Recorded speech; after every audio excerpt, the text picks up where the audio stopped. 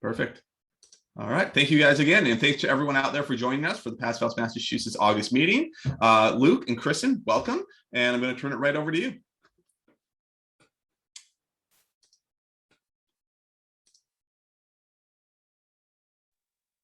Can you hear me? I can hear you.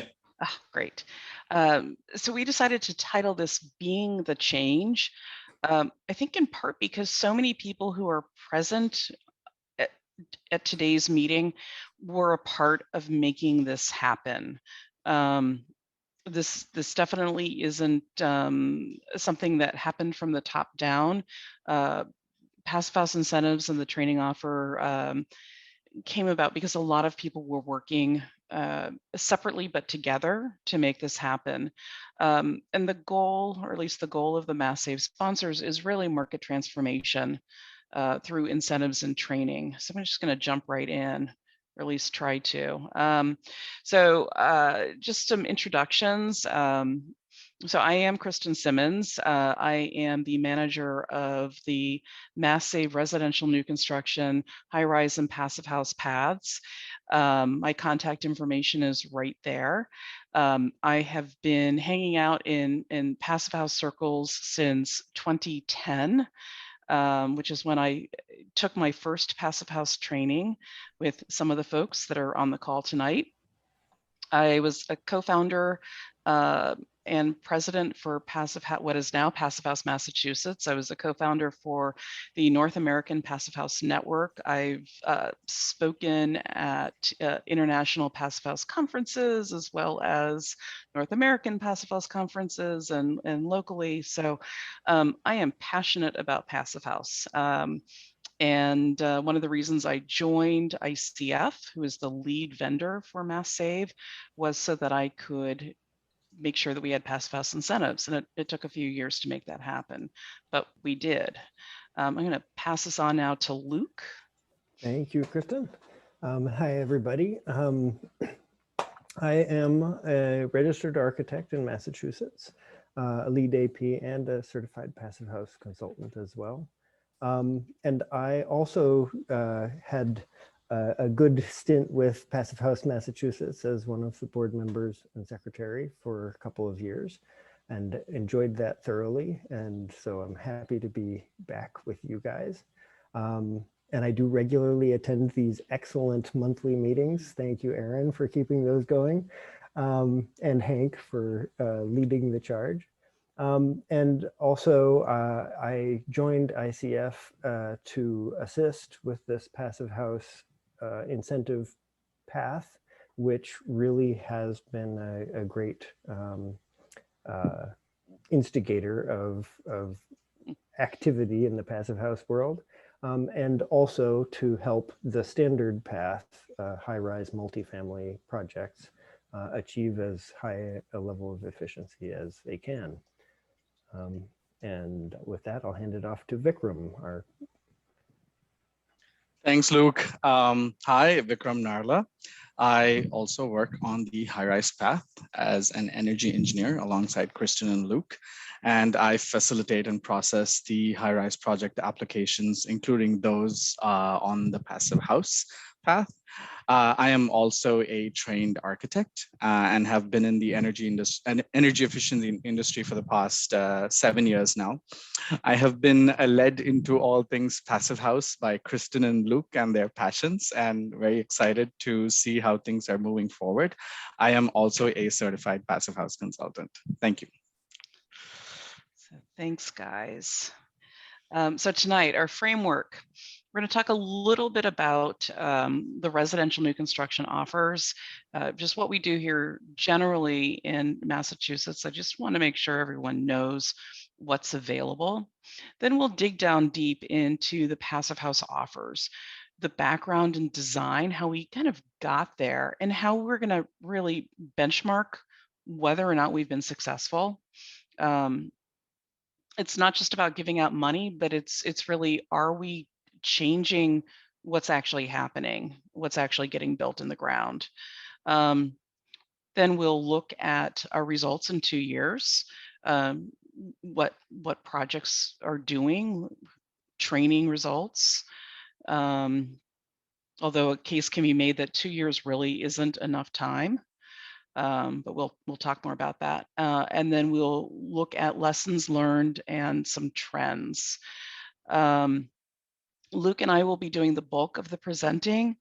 Vikram will be helping us out by taking questions that you're entering into chat, and I would like I would encourage you to add your questions to chat.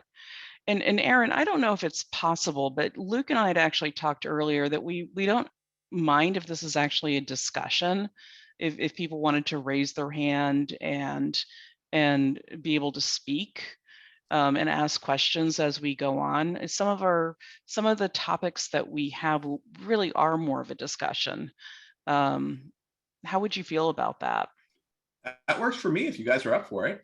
So that means folks out there just, use the raise hand feature to let us know you have a question. And Yep. of course, type it in the chat room like Kristen said. Yeah. If you want to raise your hand, and if Aaron, if you could help us moderate raised hands, and if Vikram, if you could help us moderate the chat window. I think we, the nice thing about being part of the program on our side is that we have over 300 building projects that we work with. We have hundreds of developers that we work with. So we've got a very broad and also deep view, but we don't have maybe the personal view that some of you have with the projects that you're working with. So it would be great to kind of surface that and have some of those conversations too. So I think we're up for it. If we decided we're getting too far down rabbit holes, we might have to kind of refocus. But I think we can handle it. So with that, let's move forward. I guess let's move forward with that, and then we'll see if there are any questions after we get done with the next segment. Okay. So just a quick overview on the residential new construction offers. So ICF is the lead vendor for the MassSave sponsors for residential new construction. We offer a low-rise and renovations incentives, and also high-rise incentives. These are single point of contact offers, regardless of fuel type and site utilities. I'm not going to go through all of these, but if you're building a low-rise, single-family, mid-rise, high-rise building, we've got money we can give you. So reach out to one of us and we can get you to the right person. What y'all are here for, what we're really going to be focusing on, is this offer that we rolled out in the fall of 2019, the PHMass multifamily incentives. And the package includes incentives for multifamily and PHMass training. Just going to skip right over most of this right here because we'll be digging into it a little bit deeper. But there is money out there, and I think it's a shame that just in general, more developers are not taking advantage of all of this that's available. So that is the end of the promotion for incentives. Let's dig into the meat of this presentation. So PHMass offer background in design. So the current incentive offer in Massachusetts, and that by incentive offer, I really am saying that both the incentives and training offers was something that, just so everyone knows the history, I think that's kind of important. It's something that came about because of demand from the sponsors of MassSave. Those are the utility companies, external stakeholders, and that definitely includes PHMass, and other individuals who played a very large role in lobbying, state policymakers, I think specifically DOER, And I would certainly say that I've been a ringer within ICF as the lead vendor. I've been a big support of this. But this all came about, and we began really looking at incentives for Passive House in 2017. So we began in 2017 looking at this, and after about a year or so of internal study, we actually had a stakeholder event in 2018. Yeah, that's about right, about a year and a half. And some of the people on this call were at that meeting, and that stakeholder meeting included developers, architects, basically everyone who played some role in development of projects. We also had certified Passive House consultants, policy folks, financial people. We had a bunch of different people. That eventually led to a study, and this is what we're looking here at the right side of the page, the right side of the slide. And this is actually, this was commissioned by the sponsors of Mass Save. It's available on the EEAC website. It's just open and free to the public. Y'all can access it if you want. And this was kind of shows the justification of why this makes sense to provide incentives for Passive House multifamily and for training. And so about 2.5 years from those initial discussions, we rolled out incentives in August of 2019, which is almost exactly, almost to the day, two years from today. Which makes the timing of this meeting, I think, really kind of incredibly interesting. Just so folks know in context, this happened a lot faster than most incentive programs work. I know there will be some surprise out there, but that is the truth. And the goal of this is to offer incentives until the market has changed enough so that incentives won't be necessary. The goal is not to provide incentives always. It is just to provide support until incentives are no longer needed. And a good example of those is LED lights, or LED lamps, as most of us know them. We used to provide significant support, or I should say the sponsors of Mass Save used to provide significant support for LED lamps. And those are going away because the market has transformed. It has transformed in two ways. The first is that code has made it almost impossible to build a commercial building without using LEDs. And then the second way is that the expectation on the part of consumers is that LED is the standard. Not 100%, but for new construction, you expect to have LEDs. And so we see that happening now, that in residential units and buildings, LED incentives are going away or have gone away. I anticipate that by the end of 2024, LED lighting supports in commercial buildings will also disappear. So I'm going to move forward here.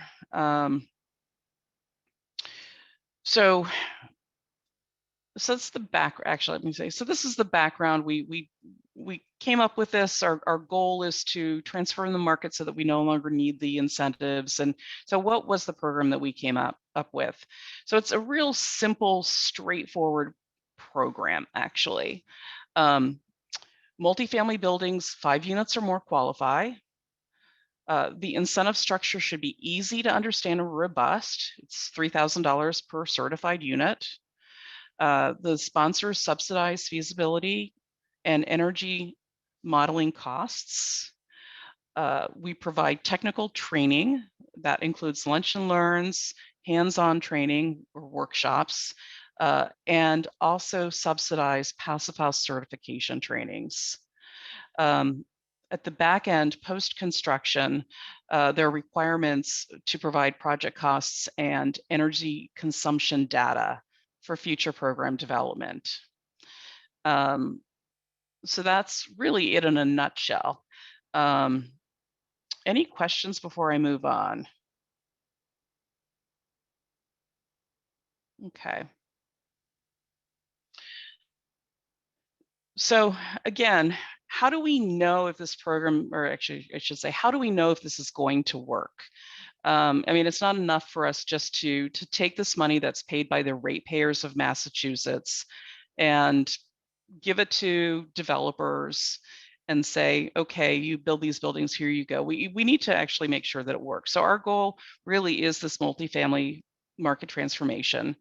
And for us, and I should say for the sponsors, what really matters is not Passive House. What really matters is reducing energy use intensity and also reducing greenhouse gases. And both of those things matter because that is what the utilities are being judged on. So we do have some potential market indicators that we're looking at. So these will help us to know whether or not these incentives are being effective at our goals. And so some of the things that we're looking at is there an increased focus in the design community on Passive House and energy targets, stringent energy targets as a project goal, resulting in reduction in EUIs? Specific metrics could include that we might look at could include program, incentive program participation. What's the percentage of enrolled projects that are seeking Passive House incentives? What's the number of projects per year that are getting feasibility study funding, or participating in charrettes, or having completed projects and units that are getting certified or pre-certified? And some of that data we have. If it's highlighted, we actually have some of that data now. We also want to compare the EUIs of our Passive House projects to our standard program offerings.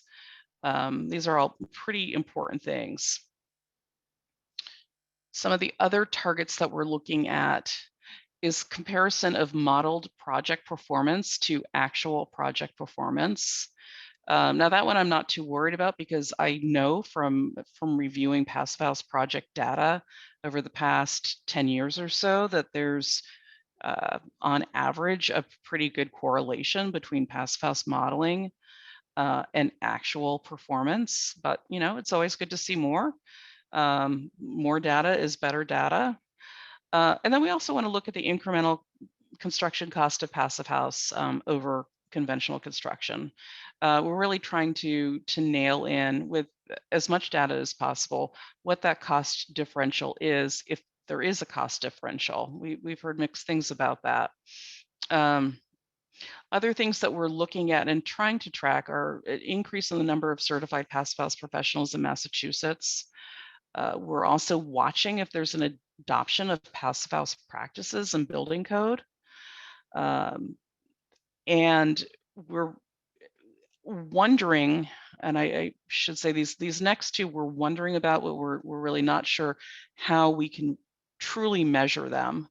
We're wondering if there will be reduced owner-landlord O&M costs and reduced tenant turnover rates. So these are things we're paying attention to. Ultimately, what will probably happen is there will be at least one more study, maybe two more studies, to determine whether or not these incentives have worked as intended. For the highlighted items, you will get kind of a preview of at least where we're at right now.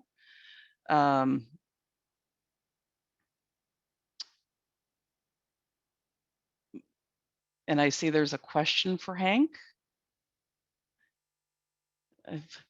And we'll jump there. But some of these we still don't have answers to. And Hank's question is, at some point I'd like to hear more detail regarding the program requirements for monitoring and reporting post-construction performance. And yeah, we'll touch on that a little bit, Hank, a little bit later on. So any questions in general about how or why the program was designed the way it was, how we're looking at the metrics to judge the successfulness of the program?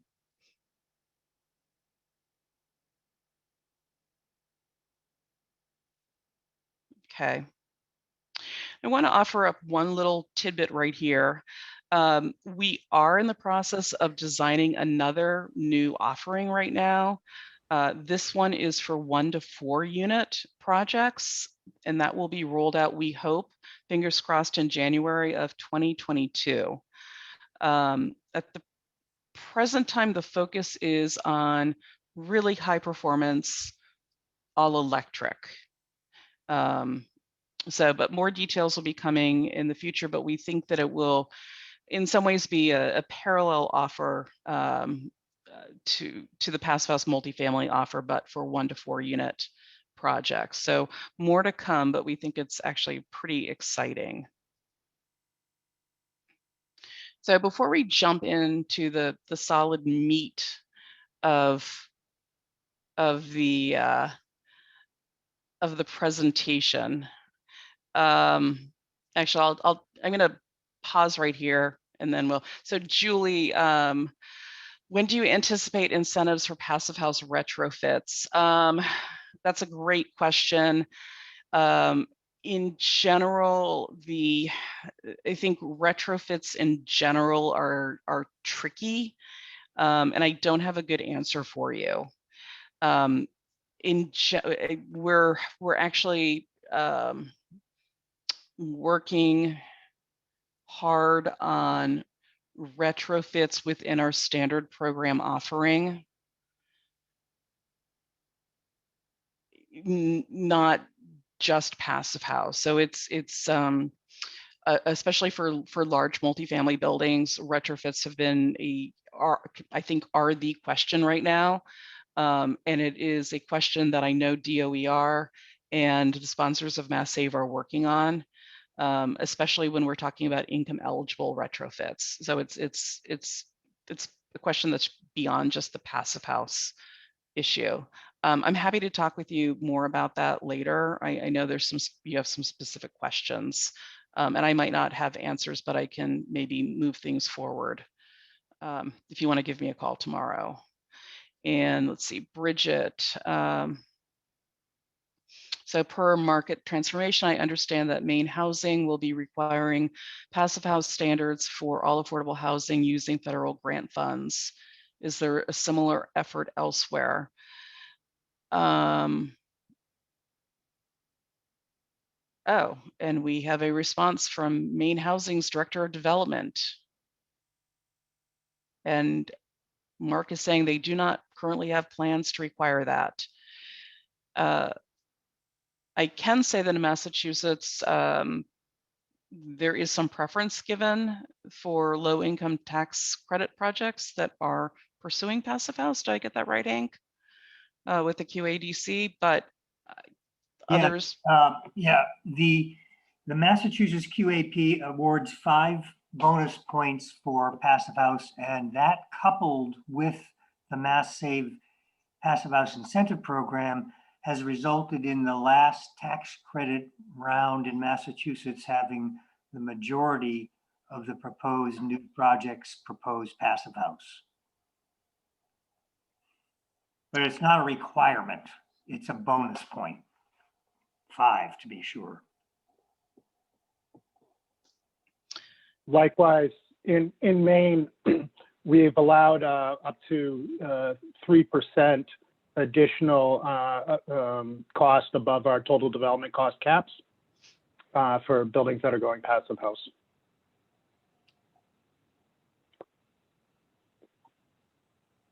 I think but it's not a requirement. I think that's very exciting, and I think you'll see some cool stuff later in the presentation. So I'm going to jump back in here. So things to keep in mind, y'all have probably read this now while I was talking about other things, but 2 years in, We have learned a lot, but not as much as we want to know. A lot of the projects that we work with tend to have a long design and build out timeline. And so 2 years is really not enough for most of these projects. A lot of these projects will be in design and permitting for 18 months to 2 years. Construction can vary, but for almost all these projects that we're seeing right now, it's at minimum 12 months, more likely 18 to 24 months. And it would be remiss to say that, I mean, COVID has had a huge impact. Like I mentioned earlier, we have well over 300 multifamily buildings enrolled in across both our high-rise and passive house paths, and I don't know of a single one that hasn't been delayed, sometimes for significant lengths of time. So we still have a lot of projects that are enrolled but in design, enrolled but delayed, and fewer projects in construction or complete, which is to be expected. The second thing that you need to keep in mind is that we do have some privacy rules. The Department of Public Utilities really limits what we can say. In other cases, we do have agreements in place with some developers who for whatever reason are concerned about their privacy, and without releases in hand, we can't talk about specific projects. So with that said, moving forward, I will pass this over to Luke. And Luke, just let me know when you want me to move ahead. Thank you. Well, thanks, Kristen, for that background and setting the stage here for where we are today. And a good follow-up point on what Kristen just mentioned is, well, I'll get into it in a moment, but we have successfully had enrolled 86 buildings that are projected to complete each year through 2026. That amounts to over 5,000 units currently in the passive house path. In total, that's over 5.5 million gross square feet. And these projects are all throughout the Commonwealth. Certainly, as you will see, there are some concentrated areas, but they also include market rate and low income with a good distribution there. If you could proceed to the next slide. So this is the current projection of the number of units that will be completing on a year-by-year basis. In blue is just each year's expected completion date for the number of units for that year. And in orange would be the cumulative number, with the 2026 value being over 5,000. So where we are now, if we kind of take a snapshot of the passive house path as we have all of our projects in process, about 34% of them have committed to doing a feasibility study and a charrette, but are still in that early design prior to the feasibility itself. 59% are completed with their feasibility. They have done the charrette and have been paid for that. And they are now debating where to go or committed to developing their passive house models and pre-certification documentation. And then at this moment, 7% have successfully pre-certified or certified, which means that they have finished all of their modeling. They have submitted all of the necessary documentation to PHIAS or PHI, and they have received back official pre-certifications, or have even completed construction and submitted all of the necessary documentation and verification for the certification.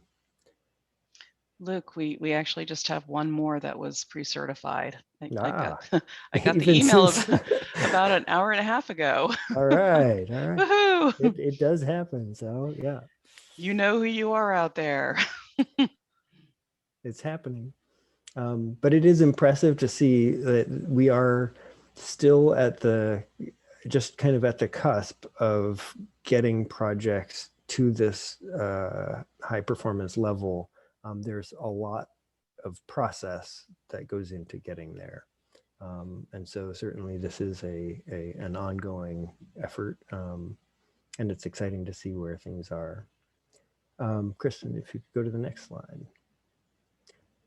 So just thinking about where projects are in the state, you can see we've got the majority of our projects are all Northeast and Metro Boston. So the green and the blue are our eastern side of things, and north and eastern and Boston.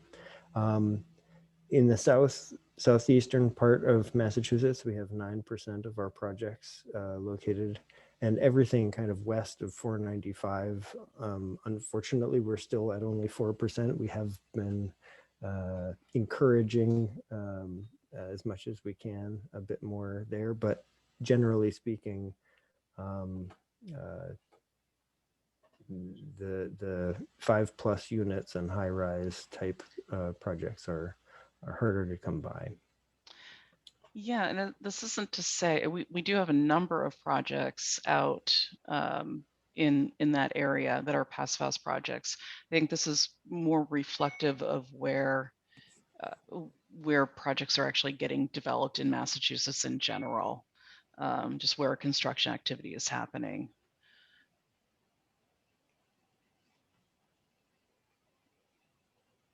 And as Kristen mentioned, the upcoming rollouts of incentives, we hope, will also impact that. Yeah. So big picture trends, and something that I think fits along with what we anticipated. Overall, low-rise projects, which are in the 1 to 3 story category, we've got about 24 of our total 86 projects are low-rise. The majority, of course, are in the 4 to 9 story component, almost 60 of them, and then just a few above 10 stories. Looking at it more from the standpoint of the number of units each project contains, however, you can see it's more evenly distributed. So projects that are under 40 units make up almost half of the total, whereas projects between 40 and 100 units are more like a third, and projects that encompass over 100 units at 21%. So it's nice to see that there is a distribution of large scale projects, distribution in stories, and a distribution in the kind of volume of units per project. And it does get to the point that Passive House is applicable across a wide range of building types and has been working for them.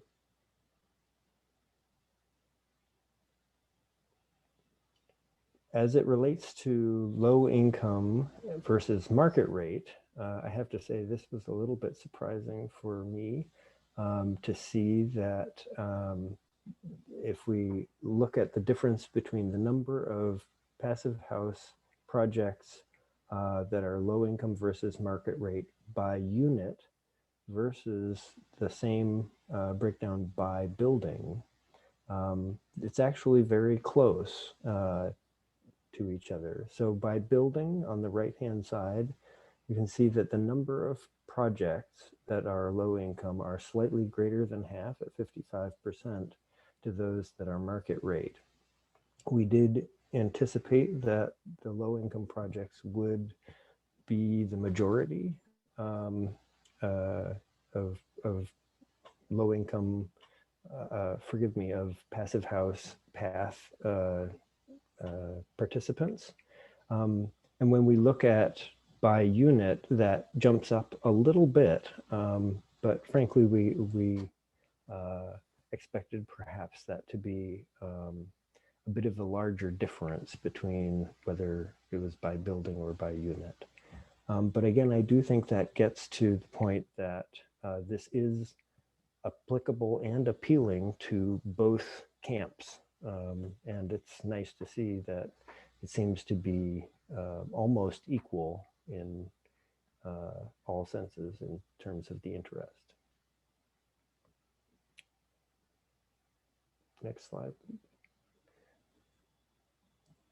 So along the lines of training, and a critical component of the passive house path and the passive house incentives, we have had a total of 33 lunch and learns, which are typically 1 hour introductory or topic specific discussions. 15 workshops, which tends to be a bit longer, maybe 2 to 4 hours, diving into specific issues related to passive house. And we've had over 1,600 attendees successfully pass through these trainings. And happy to say that 82 new accredited professionals with PHI and PHIAS now are passive house consultants or tradespeople, builders, or designers.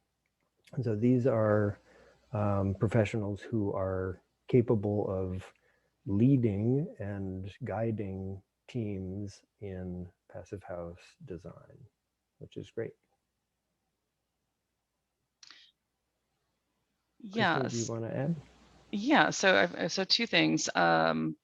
So as Aaron mentioned at the top of the hour, there's some folks out there who are eligible for a reimbursement who haven't submitted for that yet.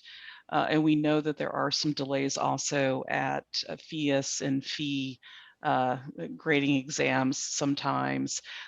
So we know that the number of eligible folks is higher than we know. There are more eligible folks out there. We just haven't paid reimbursements for yet. So that number is probably closer to 95 or maybe even 100.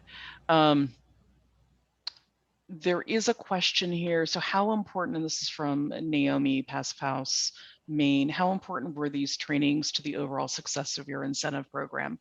And I've got a couple of thoughts here, and then I'll kick it over to you, Luke. And I think one of the most important things, Naomi, is that it created, I think these trainings really created a common language, so that other professionals, engineers, architects, folks who work in the construction industry could understand these concepts, beyond the usual passive house kind of geeks.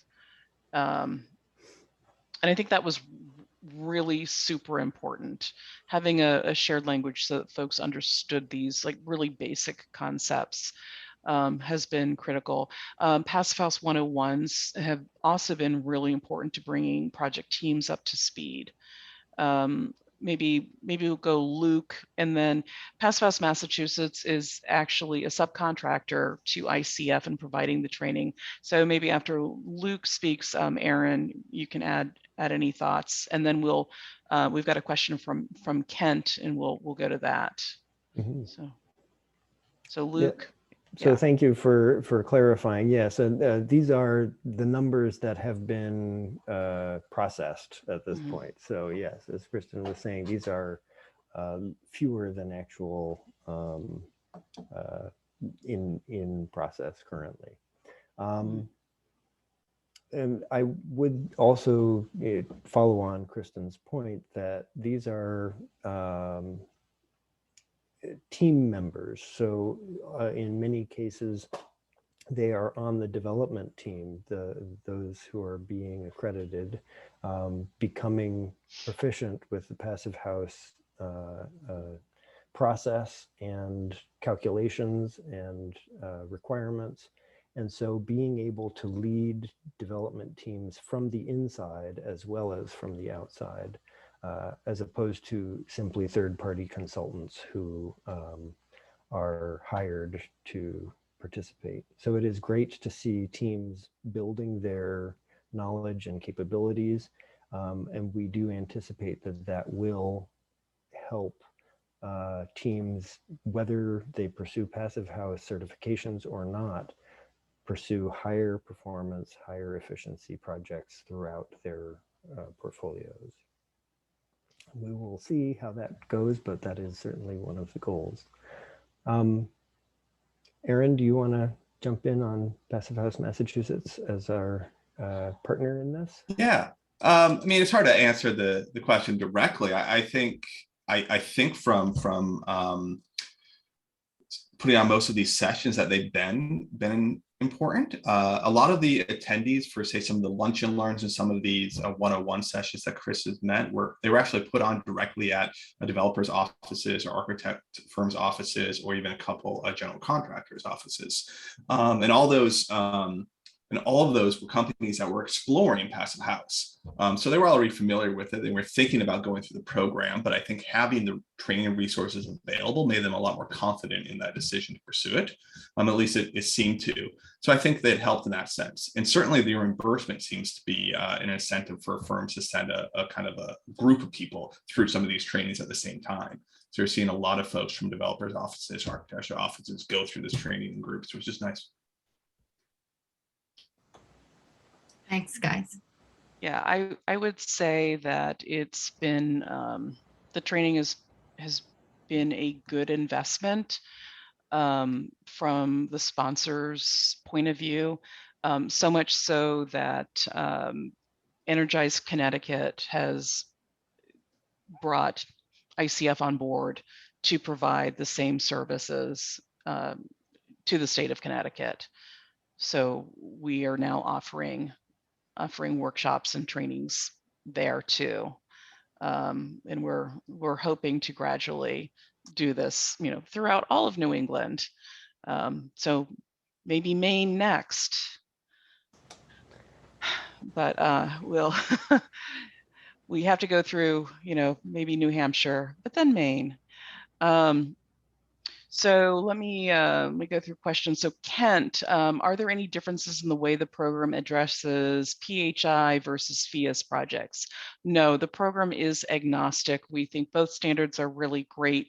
We think having a standard as a goal is a really positive thing. So we provide trainings for both. We pay incentives for buildings for both. And we don't discriminate. Regarding part 2 of your question, will the incentives be expanded to include the PHI's low energy building standard? I don't know the answer to that, but I have talked to Steve Winter Associates about that, and I'm certainly happy to talk about it some more. So we've had a few discussions, and I don't think we've come up with any answers at this point in time. So question from Naomi, assuming that the reimbursements tip the balance in deciding for folks to be trained, do we have any examples that report on that? Yeah, we probably do have examples, and Naomi, My email is in the presentation. Shoot me an email, and Enrique, you too, and let's see what we can come up with. Garrett, what are the typical feasibility issues to engage, not engaged in the program? I think that's a great question. And I think we should move forward because we're going to get to that. We might answer that hopefully in the presentation. Okay, so lessons learned. We're going to talk about feasibility study, charrettes, the all-important go, no-go decision for Passive House. And then I don't think I can say this enough. We don't have a special slide for this, but the importance of the certified Passive House consultant or designer. It's so important. Okay, Luke, take it away. Sure. So developers obviously have to make a choice about going down the Passive House path and performing an initial feasibility study. And so obviously some don't, but those that do, we think that there are kind of three categories of developers who are pursuing this. There are those that are familiar and engaged. They know they want high performance. They know that this is the path to getting that. It's a good starting point, and it is the building of their integrated project delivery team. And here it is being reimbursed and funded and supported by Mass Save sponsors. So it is those who are kind of already in the game, they've done this before or they've done similar, and they know that this is a good path to organizing their team. There are those that are cautiously curious. They are still figuring out what is Passive House. They've heard about it. They want to learn more, but they're really concerned about what impacts this is going to have in cost and other aspects.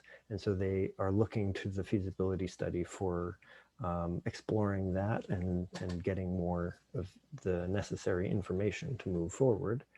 And then there are those who are really kind of pressed into this and a bit dubious about whether or not this is worth their time or worth doing, but they recognize that there is money on the table and they want to figure that out a bit more. So they're exploring options. They're doing this because either the community has been pushing them to do it. They are feeling these pressures, and so they're investigating, should it be Passive House, all electric, net zero, what are they, why do I have to do them? Of course, there are a lot of other factors at play in all of this. Sometimes in certain cases, certainly for low-income projects, the funding source can have a significant influence. There is potential for larger funding opportunities if certain guidelines and energy performance goals are met. There's also the capacity of the team. How aware and knowledgeable are they? Have they done this before? And do they have the capabilities to really move this forward easily, or is this a real struggle? But also having just a hero, one person on the team who knows this is possible, knows that this has real potential to improve the picture for the project, the finances or the long-term outcomes for the project, and pushes that whole team along towards this goal. Whether the team knows it or not sometimes, but helps to make this process work. Those are all things that really do play a big role in how each of these different developer types goes through the process and it ultimately ends up being successful or just kind of working their way through it for the first time. I'm going to jump in here and say that we're happy, and the sponsors are happy to support feasibility studies for all of these developers. Even the pressed and dubious developer who is doing it just because somebody is holding their hand to the fire and they have no intent intention of following through. Our hope is that maybe on a future project, some of these things will come into play, but we're playing the long game here. And that really is our intention. So whatever is leading to this feasibility study, we're happy to support it. Yeah, on that front, I think we are aware that, as with many things in life, it takes multiple exposures to recognize what the potential is of a thing, of a process, of an opportunity. And so the feasibility studies and charrettes are, for many, the first real exposure to passive house concepts and process that they have had. Because they do require the full design team, the architect, the engineer, the developer, often the cost estimator, a key player in there. One of those people, or sometimes multiple people on that feasibility, on that charrette, will not be familiar with passive house, is not on board, and is being educated in the process. And it is a first time for many. So it is an exposure opportunity, and it is a process that everybody supports each other during the charrette. Shall we move on to the next slide? So on that front, there is a lot that goes into the charrettes. In particular, what is the goal of this? Well, as we've been discussing, it's really a lot about educating, but from the standpoint of the developer, they really need to make the decision about whether to go passive house or not, and they need this information. They also often don't know, is there a change to the equipment or assemblies that they need to address? And the CPHC plays the critical role in the charrettes to really help guide the opportunity, guide the decisions, by presenting a variety of paths or suggested paths that work specifically for a given project. And so the certified passive house designer or consultant is there to present the opportunities and the paths to success, and plays a critical role in keeping the whole team on the right track. It is, of course, also an opportunity to market passive house and high performance buildings, and the Mass Save program as well. The sponsors certainly recognize that this is a moment where they get to say, Mass Save will support this effort. And ultimately, educating this team about passive house and high performance, and how that compares to other standards like LEED or Energy Star, or BERDO, a reporting requirement for Boston, for instance, among many others. However, the charrette has really evolved over time, as many CPHCs have done this repeatedly for multiple clients, multiple participants.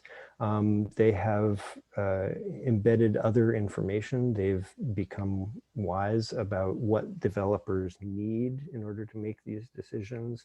What are ideal ways to kind of teach the team quickly but effectively. Oftentimes that does involve some serious number crunching as to this option versus that option, and embedding some cost information about, well, there is upfront cost related to improved window efficiency, but the impacts of that overall on systems and total energy costs playing in. That is not to say that's true of all CPHCs, different CPHCs take different paths. And it's great to note that there is no one right way. Every team navigates this process slightly differently, and they are all acceptable. And ultimately, as long as they find their way to and through the pre-certification and the certification, then they are succeeding. Yeah, I'll just jump right in here. I think that's one of the most exciting things for us to have kind of observed. There are certain things that the program wants to see within a feasibility study that we think are just really best practices, and we lay those out for developers and certified passive house consultants or designers to see, certain things that this feasibility study should have, but we really didn't anticipate that we would see this kind of evolution of work product. But now that we have so many projects that have done feasibility studies, we have seen this happen. We've seen the same things with charrettes. They've changed, and I think that that is truly one of the benefits of having all of this potential work available for consultants to work on and to really cut their teeth and explore and develop and just get better at doing. It provides a much better product for developers and for the market. It just has really been exciting to see. Shall I Shall we go move on? on? Yes. Yeah. Sure. This one. So the no-go decision after the feasibility study. It's complicated, and it really is. So, I mean, quite frankly, sometimes the program, Luke and Vikram and I were the last people to know. And that can be because developers don't want to close any doors until they're absolutely positively sure about something. And that's certainly true. But a lot of times it's just that these decisions really do take quite a bit of time. And projects can go on hold, and decisions aren't forthcoming, and other things need to happen before other decisions can be made. In fact, so I think sometimes project teams or developers can say no right away, especially, the dubious developers. They weren't really into it anyway. For them, it's kind of an easy no. For the developers who are really excited and engaged, and they want to find a way to make it work, they can be on the fence. I had one project, and I'm not naming any names here, but the project that we looked at in the feasibility study is absolutely nothing like the final project that is getting built. It more than doubled in size. It's some of the systems are the same, but it's a totally different project, and that's just the nature of it. I mean, we did a feasibility study in 2019, and things changed. So so to answer, Garrett, to answer your question, what are the typical feasibility issues, to, engage or not engage, or I guess that's to go forward or not go forward. I would say that the most common issues that we see are sometimes they're really serious, cost concerns are one thing. Sometimes, you've got a project team on board, and it really isn't the right project team for a passive house project. We had one project that really just didn't have anyone on the team who had the depth of experience with passive house. And the developer decided that they were extremely interested in passive house, but this was not the right one. This was not the right building for passive house. So they would decide not to do that. They decided not to do it for that one. They would rather be successful on a future project. We have also had projects that just completely canceled, and that totally happens too.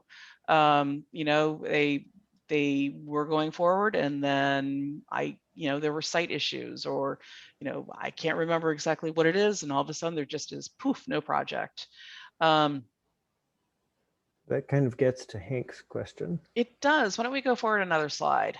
Sure. So I know that this is really a non-answer, but I really don't have one. We still haven't parsed it all out, but go ahead, go to the next slide. Oh, that's you. That is me. Oh, it's me. Shoot, dang it. I am just like so keyed up now about this being complicated. So we do track passive house dropouts, as we call them. We actually officially call them projects that withdraw from the passive house path. That's kind of the long name. So for short, dropouts. We have 11 buildings with over 1,000 units that did complete feasibility studies that dropped out. We have 9 buildings with over 1,000 units that did not complete feasibility studies. They had intended to, indicated that they would, but they did not for whatever reason. Or can I just add, or Yeah. they were already past that feasibility phase. Well, and Luke, were no. Luke, you're getting intending- in details. Or I can say we have 3 buildings that were in the, did not complete feasibility study that, never happened, are not going to get built at any time in the near future. So there are a lot of different things that make up these numbers. So what happens after a project drops out? And I can tell you, I can say right now for these, so we have 20 buildings. We probably have 16 or 17 buildings that are actually getting built. They will actually continue on in one of our incentive paths, in one of our standard offering paths. So either our high-rise path or our low-rise path, whichever path it's eligible for, they will still participate. They just won't participate in the passive house incentives. And then the one question that we have, and I don't have the answer to, and I'm not sure that anyone on the call has the answer to, is, and our hope is actually, and our sponsors' hope is will these dropouts that have kind of gone through the feasibility study at least, will they perform better? Did they learn anything during that feasibility study process that will lead to them being better than the average project? Will some of the passive house will there be some sort of passive house magic that will rub off on them? Will they be a little bit more energy efficient? Will there be some lessons learned? And we don't know the answer to that. That will probably take a little bit, probably more studying than we can do. Does that answer your question, Hank?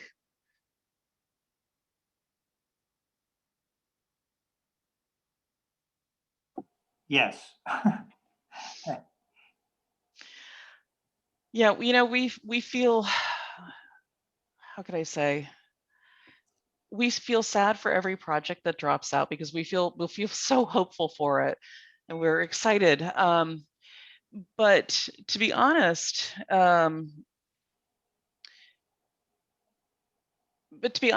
we fully expect that a significant number of projects that enroll for feasibility studies and complete them will not ever pre-certify or certify.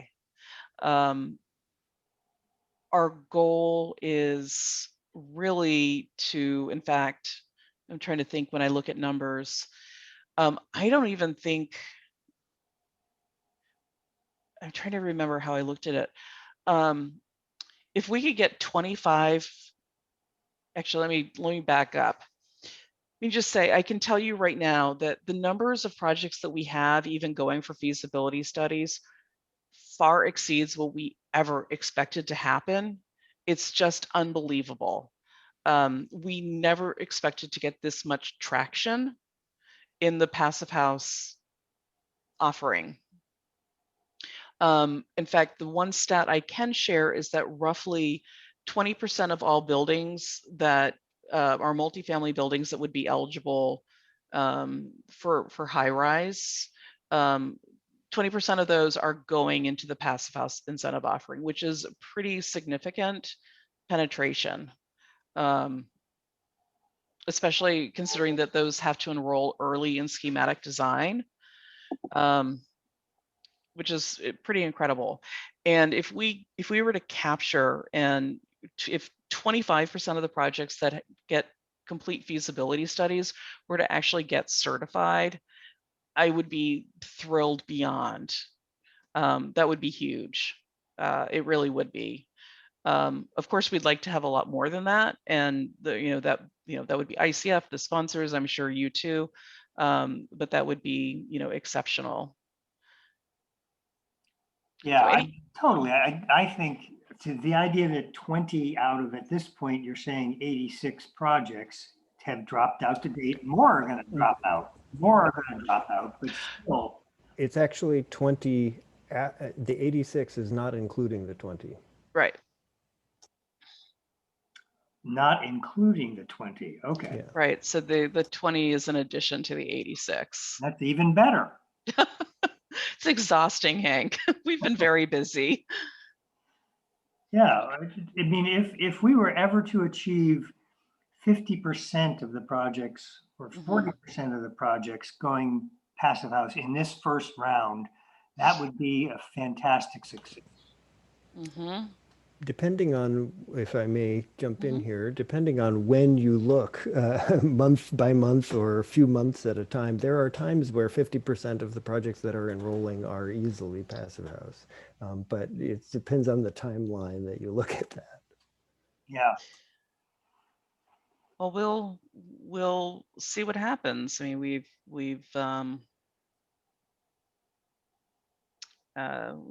definitely have our cities and towns in Massachusetts keep pushing towards all electric. We'll have a new stretch code coming out at some point. We'll see what happens. Garrett, did we answer your question? Yeah, I knew it was complicated, but I thought there might be a few hurdles to look out for. I think the biggest thing is that the more, Luke, would you say that the some of the compelling information is really if the certified passive house consultant can provide information on capital cost as well as annual cost of energy, that can be really useful information and add to the discussion during the feasibility study. Oftentimes that information is not present at the feasibility study, and that is something that is collected afterwards from the cost estimator. And a lot of times cost estimators and others won't have operational costs.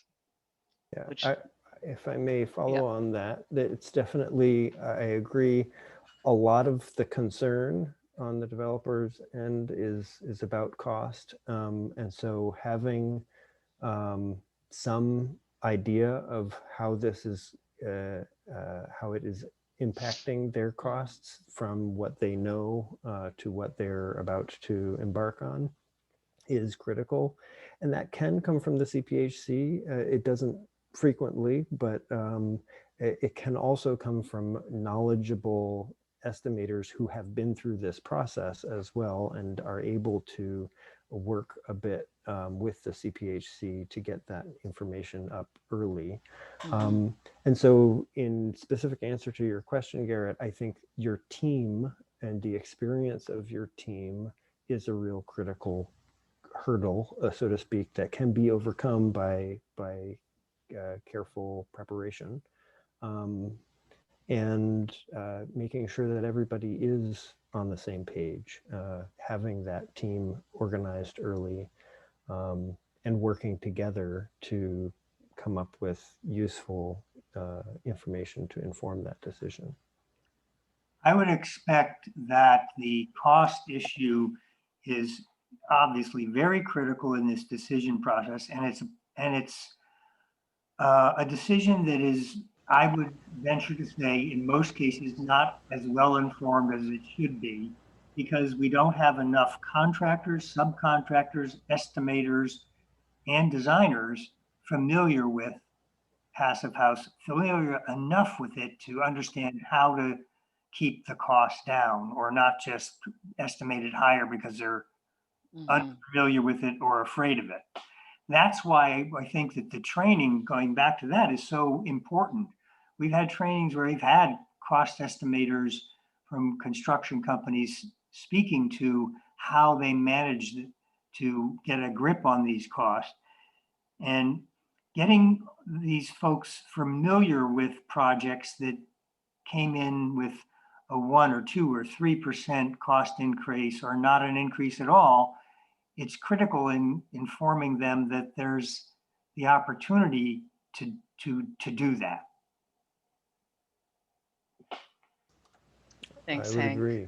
Yeah. So I'd forgotten that we had we continue to have some of those trainings, workshops and lunch and learns focusing on cost estimating, and case studies that address it as well. Yeah, cost estimating and that training has been a real challenging thing, frankly.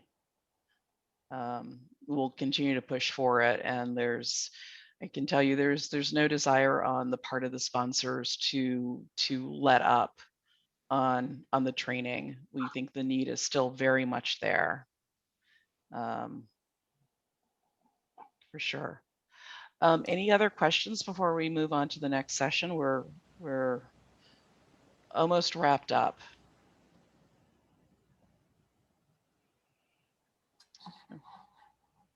Okay. So trends and projects. Now this is really quick, actually. We thought that this would be stunning and shocking.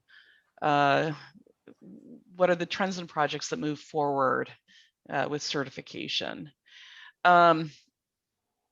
So this will come as no surprise to anyone. We see air source heat pumps and VRF.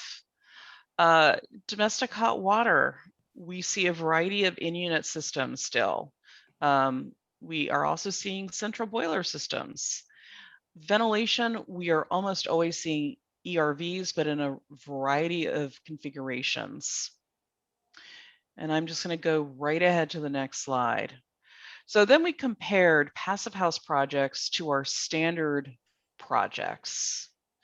And what's the same? Actually, almost everything, with just a few exceptions. In fact, it was stunning to us. We could find very few differences between the two, with just, like I said, just a few exceptions. The Passive House projects were certainly high performance everything, but not necessarily by much. Usually a little bit more insulation, but not a ton. A little bit better windows, but not by a lot. Definitely heat pump HVAC. We are seeing a variety of configurations for domestic hot water. Current projects that are in construction or just completed tend to have central fossil fuel systems.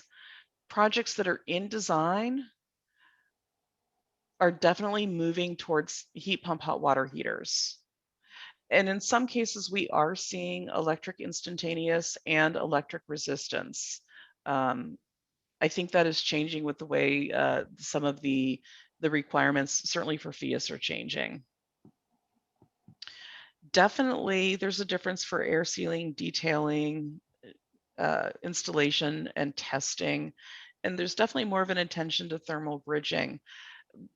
But that's pretty much it.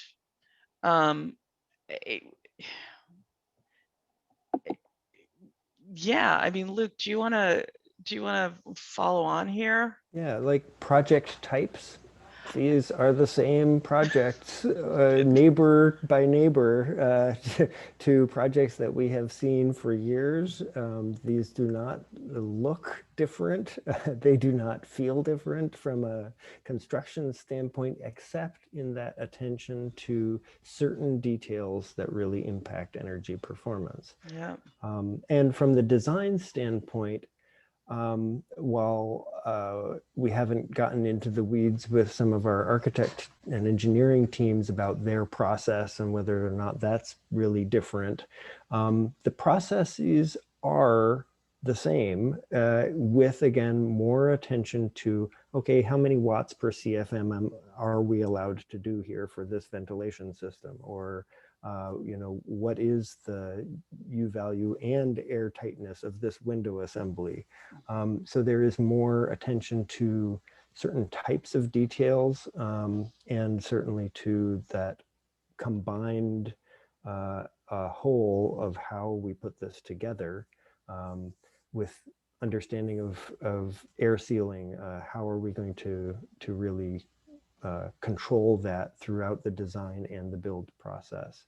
But in terms of what types of buildings, it very commonly you've got a podium construction with parking underneath and a wood frame construction above.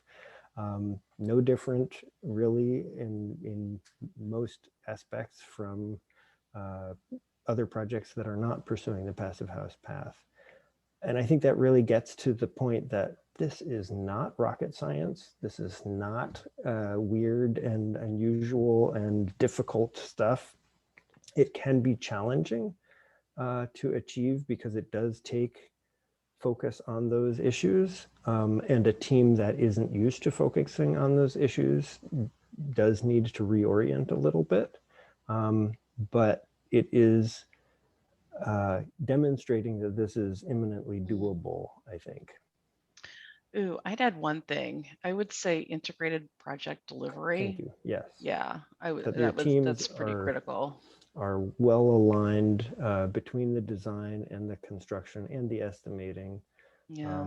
And those teams that are pre-certified and certifying are demonstrating that they know how to work together well and work through the challenges as they come. In many respects, it's like any good process. Again, there isn't one right answer. There is a process of paying attention and working through given issues until they get to the solution that they need. I'm surprised that under what's different, you don't list windows separately. We think it will be more different now, especially for projects under the newer FIAS standards. But we weren't seeing tremendous differences before. I mean, yes, at the better end of the scale. Yeah, and certainly for projects that are pursuing the more recent version, so more recent feasibility studies and design processes require, there's generally a higher level of performance. And in past, there is a general uptick, again, from a standard project, but as Kristen said, it's not by a tremendous amount. Yeah, and we're also seeing an improvement in our standard projects as well. So that I think plays a role in it too, which is nice to see. So I've got a couple of questions in. Should the list include HRV versus ERV? Yes, actually, yeah, I would give you that one.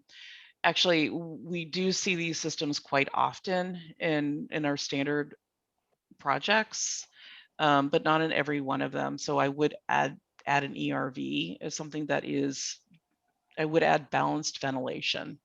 And I would add that to that slide right now, but I'm not going to pull it out of presentation view. But absolutely, Eric, you nailed it. You're right. We missed that one.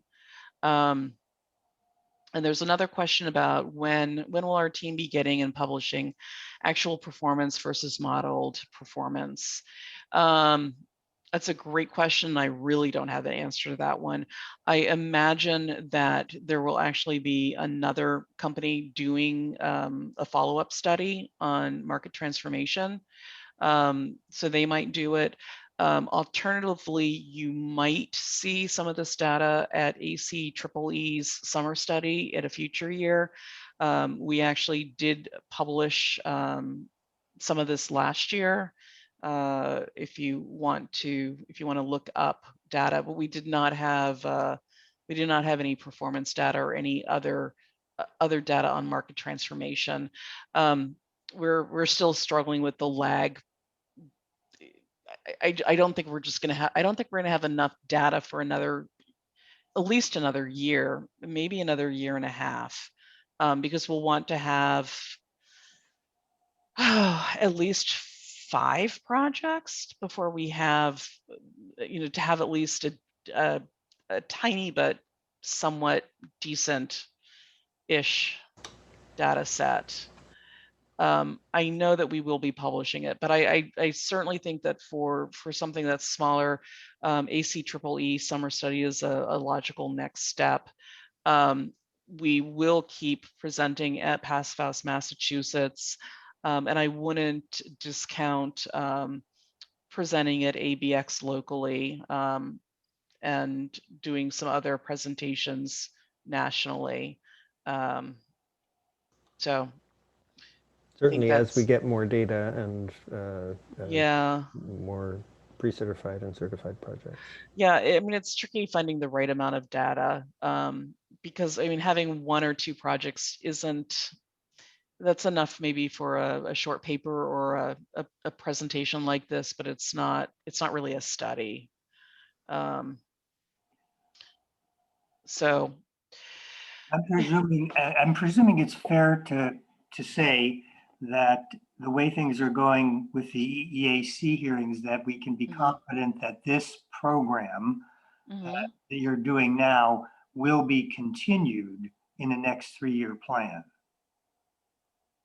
I have no reason to believe that it won't be. Right. So studies, you'll be doing studies, but that's not going to stand in the way of the utilities continuing this program. Right. And just so for those who are out there who are like, wait a second, this could stop. Deep breaths. If you're currently enrolled in the program, you don't need to worry about anything. You're all set. Everything's good. We do tend to make changes to program offerings annually. So if you have a new project, let's say in 2003, there are chances that there could be changes to program design that could be a new offering or it could be a tweak that could impact you. So I at this point, I don't see any changes coming down the pike that could have any impact. If anything, I think the goal would be to strengthen this program. There are a couple of things that maybe could use tweaking that could make things better for developers and lead to more pass-fast projects. The questions that I ask myself, I'm like, if I were to dig deeper, like at the projects that drop out, Hank, are they dropping out? Do we, are all those what was it, like 10 projects that did feasibility studies, were they all under 20 units? Is it because they were so small and their incremental costs were higher because they were smaller projects? That might be something I would want to look at to understand better. So I might want to make an improvement along those lines, for example. But no, to answer your question, I don't anticipate this program going away. Excellent. Yep. And I do hope that the new stretch code actually helps further solidify Massachusetts role in energy efficiency. And I hope that that effort will be complementary to the incentives that we're offering. Any questions about anything? Not about anything, but about anything Passive House offer related or or incentives related?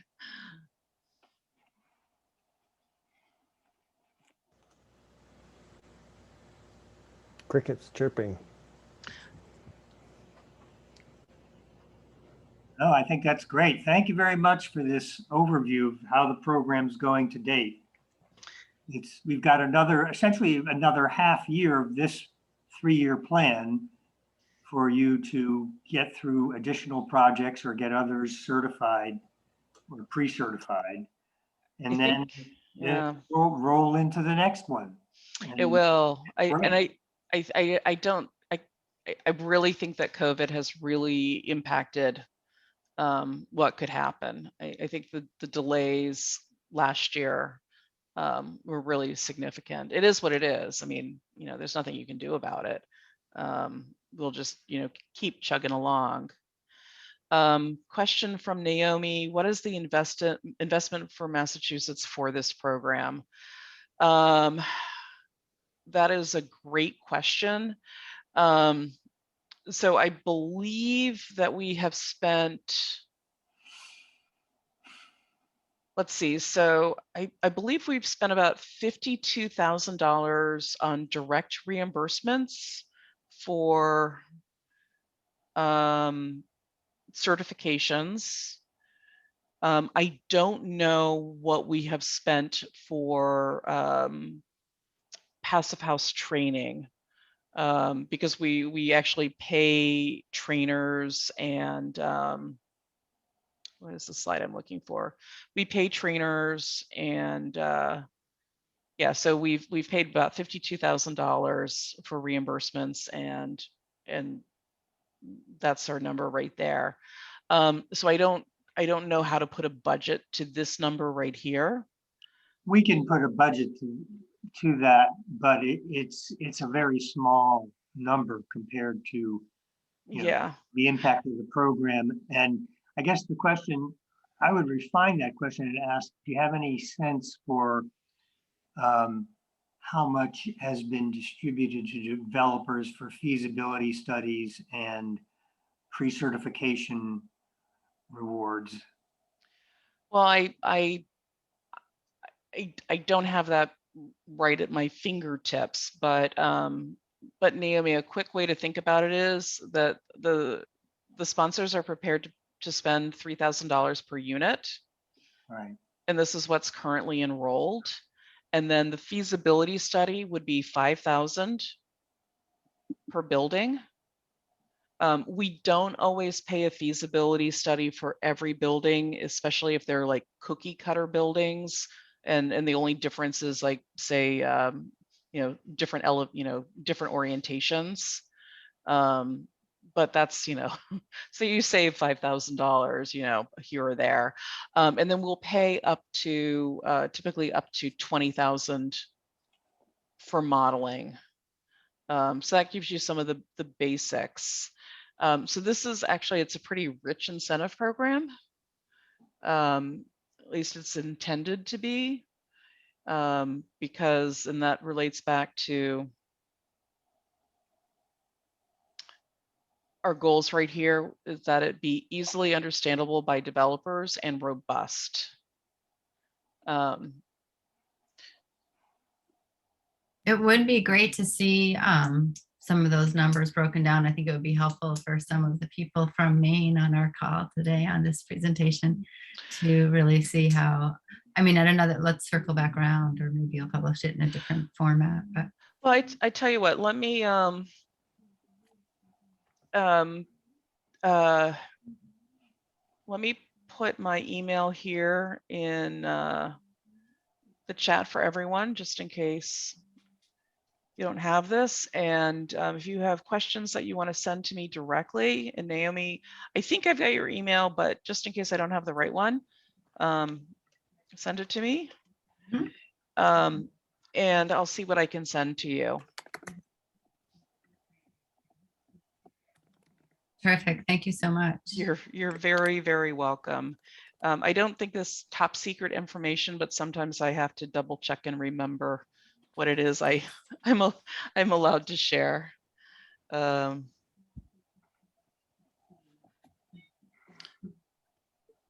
Any other questions?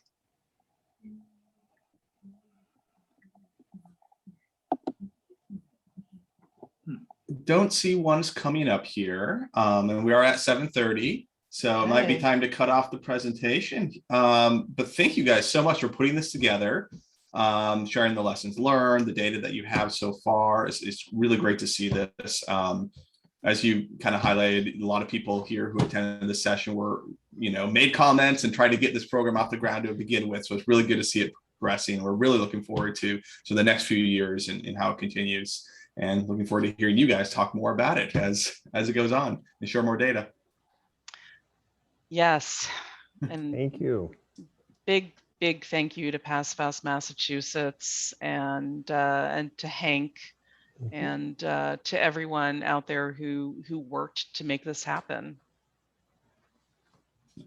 Well, thank you guys once again. We'll see you in the future, and everyone else, thank you for being here. We'll see you next month on the second Tuesday of September for another presentation. Take care, Thank everybody. you.